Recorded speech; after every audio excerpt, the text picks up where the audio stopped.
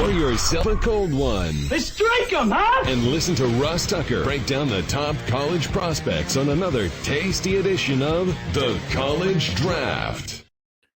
Yeah, let's eat, baby. It is the College Draft Podcast, presented, of course, by DraftKings. I'm Ross Tucker, former NFL offensive lineman, 5 teams, 7 years, 5 podcasts now on my network that you can partake in. The Ross Tucker Football Podcast is daily, Monday through Friday, 30 minutes or less, everything you need to know about the National Football League. That's it, every day, from a former player's perspective. Fantasy Feast podcast twice a week with the number 1 ranked fantasy analyst, Joe Dolan, to get you ready for your season-long lineups or your DFS lineups. The Even Money podcast, critically acclaimed, Google Best NFL Betting Podcast, and I can virtually guarantee that the Even Money podcast will pop up. And then, of course, Andrew Brandt's Business of Sports podcast, and this podcast, the College Draft Podcast, which I like to sell as 3-in-1. It's a college football podcast where we're talking about the biggest games. This week, it's week 5 in college football. We also are talking about the best prospects in the biggest games. And we also make our picks against the spread. And by we, I mean he, Emory Hunt, the superstar. You see him all over everywhere, CBS Sports HQ. He's at F-Ball Game Plan on Twitter, Football Game Plan on YouTube. And the key right now, before you forget, is to go to footballgameplan.com/2023 draft guide to lock that in so that you get it whenever Emory produces it. He is teased it might be a little bit earlier this year, which is exciting. So footballgameplan.com/2023 draft guide. I'm at Ross Tucker NFL on social. We are at Ross Tucker Pod. And Emory, you know how I like to start the show? I like to start the show by talking about the NFL day that was, and if there are any scouting lessons that sort of jumped out to you. I guess one for me, probably similar to what we talked about last week, to be honest with you, is just the continued improvement of Trevor Lawrence. Last week we talked about, I think, Josh Allen and Jalen Hurts. This week was notable to me was Trevor Lawrence, and just preaching patience, because I know there are people, certainly in Chicago with Justin Fields. I'm guessing it'll be the case with Zach Wilson when he comes back to New York. There are people that just don't really want to have patience with any position, but especially that one. Yeah, I don't understand. First of all, what happened to his daddy soda time? I think we got to do the whole show all over again. You said let's eat, and they threw me off. You know what I'm saying? So did I say let's eat? You said let's eat, Ross. We got to do the whole show over again. Oh my gosh! it's my god! So just, I mean, what were they say? Somebody has a little case of the Mondays. At 6:45 a.m., man. I just watched the worst football game I've ever seen last night. Thank goodness for Dan Orlovsky. Although, let me just say this real quick about Dan Orlovsky, okay? I love Dan. Dan will be the first one to tell you. I gave him a lot of advice getting in the media. There's a difference between Jimmy stepping on the back of the end zone, like with his heel as he's dropping back, and Dan Orlovsky running along the back of the end zone like it's recess, and that's the no-touch zone, okay? There is a difference, please. Anyway, it's almost sorry. like he thought he was playing in the CFL.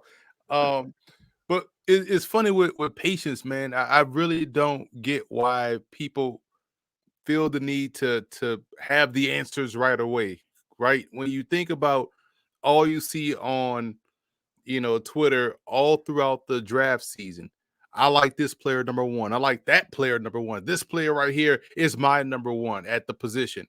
And then all you see in the preseason, player A makes one play. I told you, I don't see why no one ever thought he couldn't be number 1 or no one could be number 1. This is why I had him as my number 1. And then you get into the regular season and player A has a bad game. Oh man, I'm worried about player A. This is why there were some legitimate concerns about X, Y, Z. It's like, man, you spent all draft season saying it takes 3 years to really fully grade a draft. It takes 3 years to really know what you have. But no, it takes 3 minutes for you guys to make up your mind on a player out there, knowing there are certain circumstances that we've seen. And it's not like this is the first year of the NFL where we've seen a guy struggle and we don't know that he could turn it around. We've seen this since Ben. You know what I'm saying? Like since 1920, player A struggles, and for the most part, player A can turn it around in year 2 or year 3, whatever the case may be. I mean, hell, you just saw, and it's not a one-to-one, but you just saw a person last year in Matt Stafford. You know, some people were ready to throw away the previous 13 years of his career because he won the Super Bowl, saying, well, see, look, if you just have patience, he could turn it around. Okay, cool. But now when you talk about these younger players, it's all about, oh, they can't do it right now. They can't do it. They got to find somebody else, and it's weird to see people want patience in their regular life about everything, and don't afford that same luxury to these guys out there, knowing that things are different. And we forget how young some of these dudes are that are getting drafted. We're seeing redshirt sophomores get drafted. We're seeing juniors get drafted. And a lot of times these guys are getting younger and younger. So, for, let's say, for someone like I remember he was like the rare case, Amobi Okoye. He was like 19 Yes. when he got drafted. Hell, Tremaine Edmonds more recently was like 19 years old when he got drafted. So some of these dudes are still developing physically, mentally in terms of football, but you got to look at, let's give these guys a little bit more patience. I'm talking more specifically about Justin, Fields, and they were already about to write him off, but I guess he can't struggle, even though you knew he was going to struggle kind of coming into the season because of what's around him. But he does have to play better. But let him play better. You could clearly see there's physical talent there. Things just have to sync up with him in terms of the game slowing down and making better decisions with the ball. But it's not like he lacks arm talent or the ability to run. Like that's still there. So just give him patience. Just like we saw with Trevor Lawrence, we knew all of those things were there last year, and now we're starting to see that under Doug Peterson. So yeah, just give these guys a little bit of patience, man. I think that's my biggest scouting takeaway as well, because yes, guys can play. We know that it's about playing in the NFL, and I think you have a great perspective because you did it at the NFL level.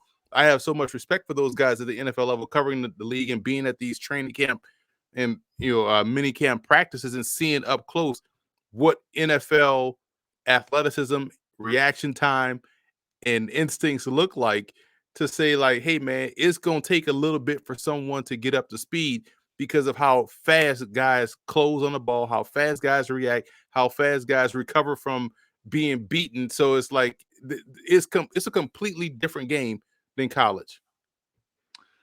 No doubt. Let's get to some of these college games, though, because that's what we do. Let's start with Washington at UCLA. And Washington is laying 2.5 on the road. Let's talk about their quarterback, Michael Penix Jr. Yeah, it's funny because, again, this dude was this is the common theme on this show, Ross. This dude was at Indiana for at least 6 years, 2 of which he lost completely to injury. So you got a redshirt year thrown in there. You got maybe a medical redshirt. You got a COVID year. Why is he listed as a junior on Washington's website? I thought this dude was like a super senior, had 1 year left, but no, apparently he has 2.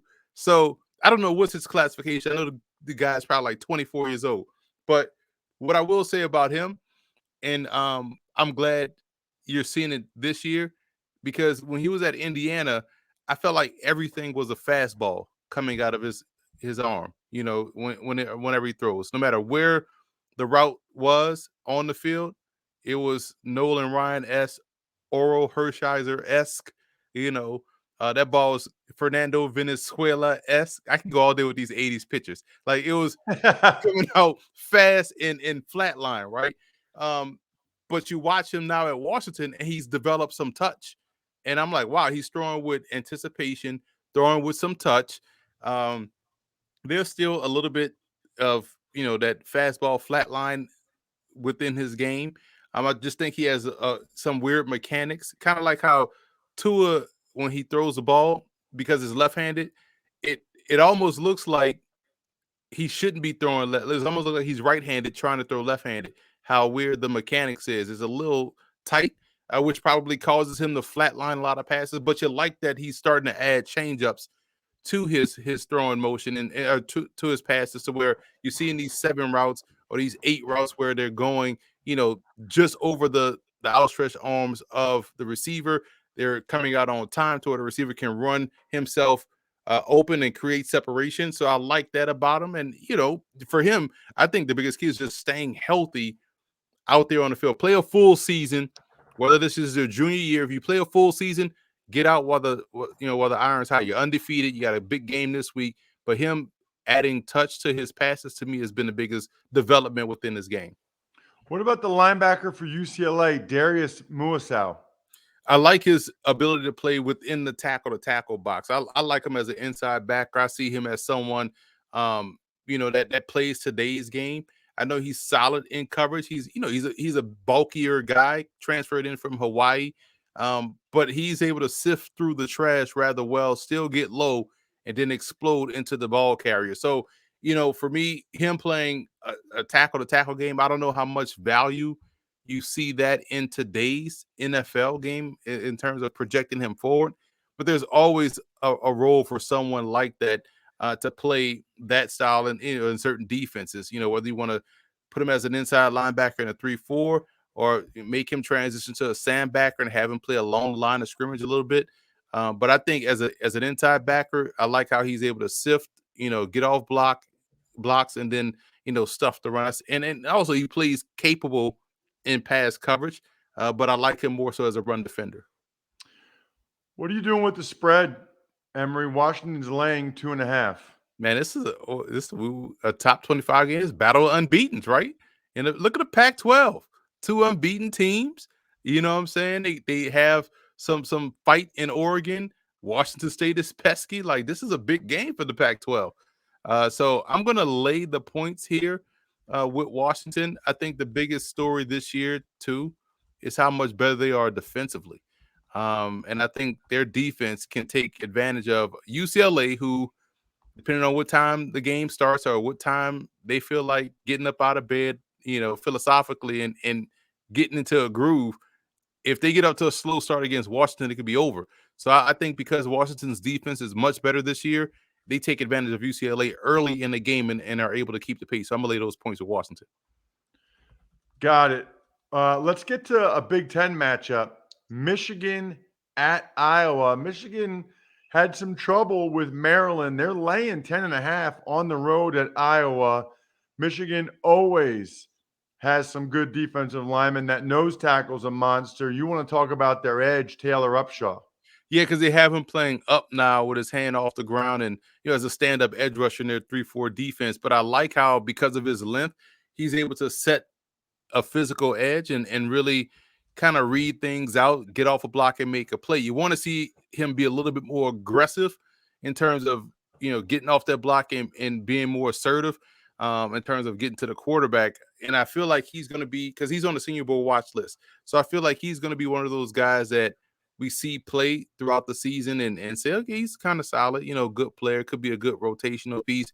But then he's going to get down to Mobile, and then he's going to be unleashed. He's going to be one of those guys, kind of like how we saw it last year from Jermaine Johnson from Florida State. We're like, man, this dude is tearing up one-on-ones, or he's tearing up Senior Bowl practice. So I'm excited to see him, because I do feel like there's some hidden production that's deep down there that is probably won't get seen at Michigan because of how they're playing him. But I like the length. I like the core strength. He's not going to get pushed off the ball, but you want to see him be a little bit more twitchy, so to speak. And I think we're going to have to wait to see that within this game. Riley Moss, I know from Iowa, the corner is a favorite of yours. He got hurt last year. What do you think of Riley as a prospect? Love him, man. Athlete, can turn and run with anybody. Has great ball skills. All those things that I like at the position I want in my corner. So, for me, I know it's another one of these positions that's sight unseen. Iowa defensive back, I'm all in. And Moss, to me, because of his ability to play, off or man coverage, I want him because he's versatile, he's explosive, he has the great ball skills, and it's going to be fascinating to see him matched up in this game. I hope so, against the top tier Michigan receiver that's out there as well. Michigan's laying 10.5. That's a big number, Emory.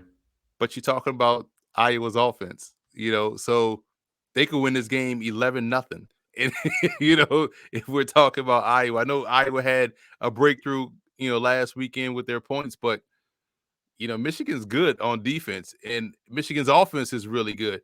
I don't think Iowa threatens Michigan the way a Maryland's offensive scheme threatens Michigan. So I feel comfortable laying these 10.5 points against the Iowa Hawkeyes. So I'm going to say lay those points with Michigan. Wow. Not me. That's too many. At Iowa, Michigan, I feel like always loses that game when they're undefeated. Are they playing at night, or is it a night game? Because you don't play Iowa at night. I gotta look that up. Actually, it might be the big noon game. Oh, so it's a wrap then. Lay those points with Michigan comfortably. If they're playing at night, then yeah, Iowa win that one going away. Yeah, it's the noon game. Oh, so yeah, Michigan by 20. Before we get to Texas Tech, Kansas State, a couple of teams coming off huge wins. I want everybody to make sure if you go to youtube.com/Ross Tucker NFL, hit the thumbs up to subscribe, and then I want you to reply to any video with the console you want for a free Madden. I'm giving away a free Madden to a YouTube subscriber and commenter this week.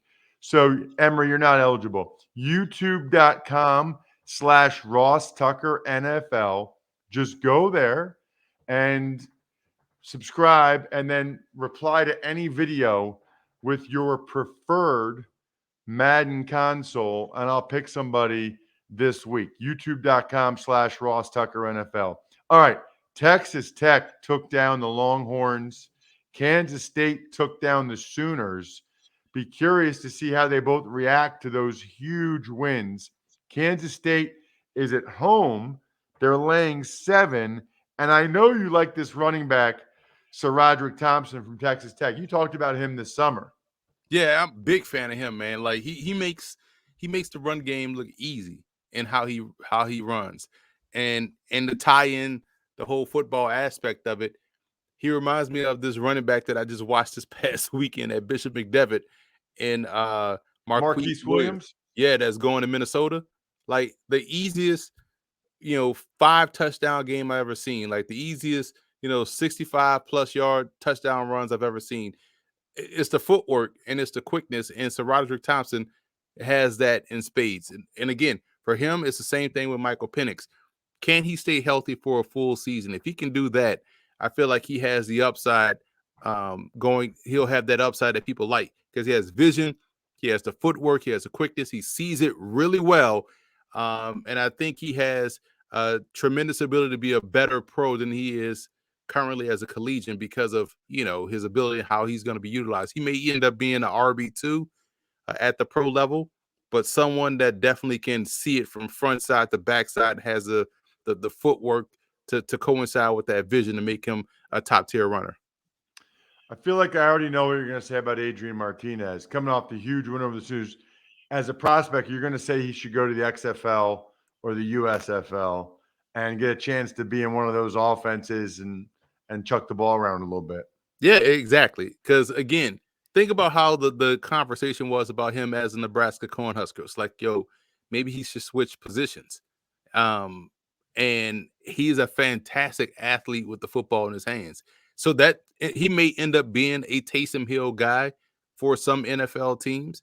But I do like how he went to Kansas State, probably is in a perfect offense to utilize his skill set, being coached by Colin Klein, a guy that was sort of in that same, conversation. And was able to parlay his outstanding senior season to a trip to New York City for the Heisman Trophy candidacy. So I do think him paired up with, Deuce Vaughn makes a tremendous offensive attack, and which we saw the Sooners have issues with Now for him is about stacking these positive performances and stacking, the ability to play the position like he's playing it now at the professional level. And to your point, yes, it should be probably in an alternate league because we know the NFL will rather take the guy Will Rogers from Mississippi State than take a chance on an athlete and work on developing him in Martinez at the pro level. So his best bet is probably to go and showcase that he can continue to play like he's playing now at Kansas State for the San Antonio Brahmas or whatever they're gonna name these teams, right? So I feel like though I like the progression he's making, but can he sustain it? And that's going to be the biggest question because right now he's playing well, but it's not enough to where you're saying you forget everything that he's done at Nebraska. K-State laying 7. What do you think, Emory? Yeah, that's a lot of points, but I mean, and again, we got the viral clips going around with the head coach from Texas Tech, like everything goes through Lubbock. Like, whoa. Let's calm down right quick. Kansas State's so fundamentally sound. I think they take care of business. Big number, but I feel confident in K-State and how they go about things. They're solid in all three facets: offense, defense, special teams. So I'm laying those points with Kansas State. So the game I'm most excited about out of these 4 that you have here is NC State at Clemson. Clemson laying 7. Clemson just won that double OT thriller against Wake Forest. Wake just can't beat them. They just can't. The last 2 years were the years too. I mean, last year and this year, that if they were ever going to beat them, Hartman's last 2 years, Clemson's quarterback play not as good. I mean, these were the 2 years when Wake could have been able to get it done. Oh, man. Anyway, Clemson's laying 7 against NC State. And I feel like Devin Leary is still one of these under-the-radar quarterbacks that's just been crazy productive at NC State. Can't remember what you think of him as a prospect. I like him as a prospect. I feel like he's someone that can be and this may sound like a slight, but it's not, because I made this point yesterday on CBS HQ. When you think of, I think he's kind of like Derek Carr, right? But I think when you look at NFL average, Derek Carr, Ryan Tannehill, Kirk Cousins, I feel like there should be no one worse than those guys, because I feel like that's what the NFL floor should be at the position. You can win a lot of games with guys like that, and anybody below that to me is should be a backup, right? Because I feel like those guys kind of set the floor for what you expect the NFL average to be, and I think you could put Leary in that conversation of he can be very productive. He gets the ball out on time, does a great job in throwing on a run. He's very accurate. All of those things, and yes, the physical ability may not be of the upper echelon guys that we talk about. Like, he may not have the cannon arm. He may not have the ridiculous running ability. He may not have the elite accuracy or placement, but he does just enough to where you can win games and be productive like he has been. In a timing-based offense, I think that's where he can thrive. I think he can be a Kirk Cousins at the NFL level, which is fine. Again, you can win a lot of games and be productive offensively with that. So that's why I feel like people are sleeping on him in terms of where they view him. I think he's probably more along the lines of that early day 3, like a 4th round pick, or even if a team feels like they can get, something out of him late day 2, 3rd round. So that 3rd to 4th round range for me, for him. So I do like him. And I think this is another test because we know how Clemson's defense challenges you from your pocket presence. So you're going to have to be able to find windows because they can bring pressure. They cover well on the back end. Those guys be flying around and they can match up with receivers. So how well can you fit the football in tight windows? So this is a scout's dream of a matchup for a quarterback prospect, and judging how you can project him moving forward.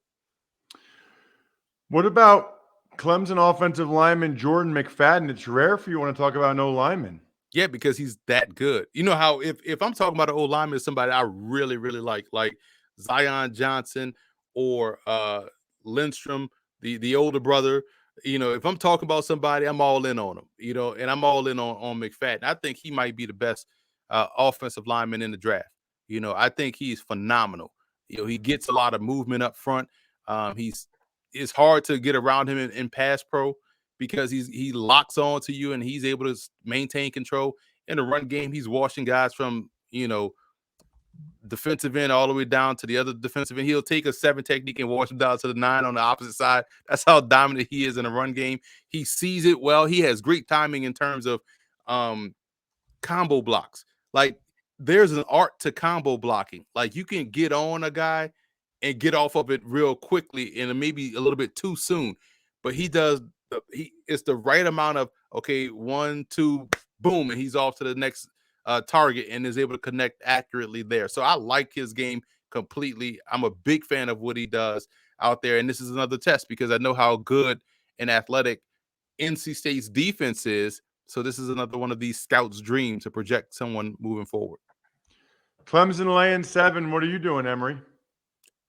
Just like Wake Forest, man, I feel like this is a lot of points. We saw this going to overtime with Wake Forest with Clemson, and they were 7-point favorites, I believe. So because NC State's looking at this game as probably their Super Bowl or BCS championship game or Blockbuster Bowl, whatever you want to call it, this is the game I think they're going to play their best. Let's take NC State in the points here to keep this one close. Love it. Awesome job, Emory, as always.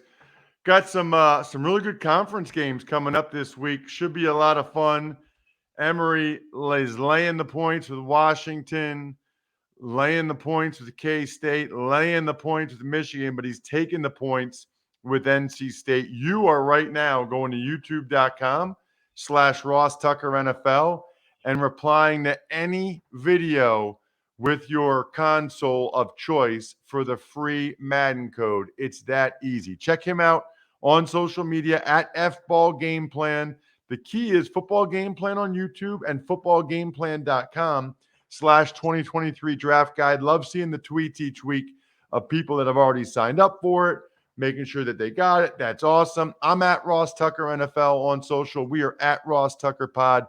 I have my game is Georgia State at Army Saturday at noon. How about you, Emory? I have Morgan State, who's been playing really well under their new head coach, Damon Wilson, who came over from Bowie State. They are taking on Virginia Lynchburg. Now, Virginia Lynchburg is a fascinating program because they play all road games. And they're part of the NCCCA, the Christian College Association. So Morgan State should win this game handedly. But yeah, it's a very interesting program. I've done a game before, and this is, again, they came, the last time I did a Morgan State Virginia Lynchburg game is they did something I had never seen. They came to the game. The game was at noon. They got to the stadium at 11 o'clock, like from the bus. Like, they didn't come in the night before. They came in day of, because we was worried. Like, normally we see the team out there 2 hours before. Nope.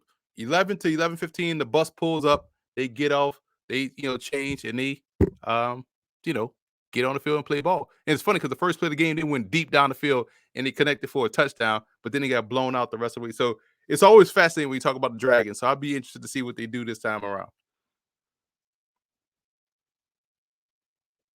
Thanks for listening to the College Draft Podcast. Make sure to also subscribe to the Ross Tucker Football Podcast, Fantasy Feast, Even Money, and the Business of Sports. All available at Apple Podcasts, rosstucker.com, or wherever podcasts can be found.